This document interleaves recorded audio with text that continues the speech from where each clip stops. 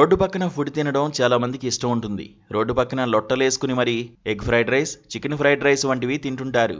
ముఖ్యంగా యువత Chinese fried రైస్కు చాలా అలవాటు పడిపోయారు. కాస్త టైం దొరికితే చాలు బయటకు వెళ్ళి తినేస్తుంటారు. కాగా అసలు దీనివలన ఎలాంటి సమస్యలు వస్తాయనే విషయం తెలిస్తే షాక్ అవ్వడం ఖాయం.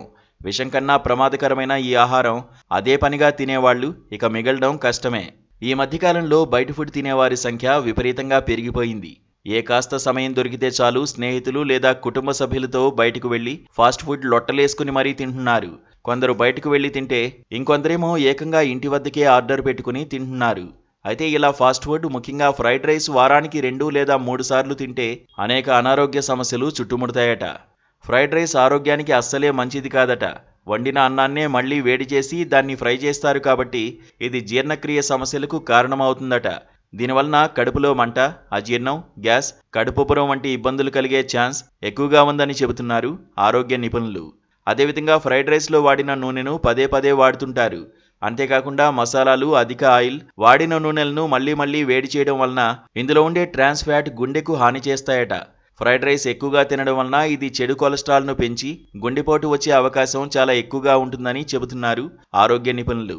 అందుకే గుండె సమస్యలు ఉన్నవారు బయట ఫుడ్కు ఎంత దూరం ఉంటే అంత మంచిది.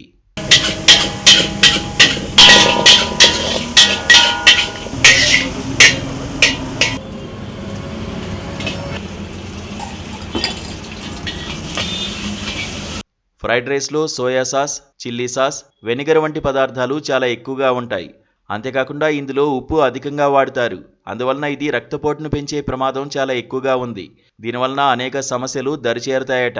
అందుకే హై బీపీ వంటి సమస్యలు ఉన్నవారు అస్సలే బయట ఫుడ్, ముఖ్యంగా చైనీస్ ఫుడ్కు దూరంగా ఉండాలట.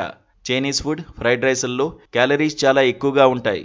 అందువల్ల వీటిని తినడం వలన త్వరగా బరువు పెరగడమే కాకుండా ఊబకాయం బారిన పడే ఛాన్స్ ఉంది. అంతేకాకుండా ఈ ఫుడ్ ఎక్కువగా తినడం వలన ఇది తలనొప్పి, ఛాతీలో మంట, గుండె వేగంగా కొట్టుకోవడం వంటి లక్షణాలు కలిగిస్తుందని చెబుతున్నారు ఆరోగ్య నిపుణులు.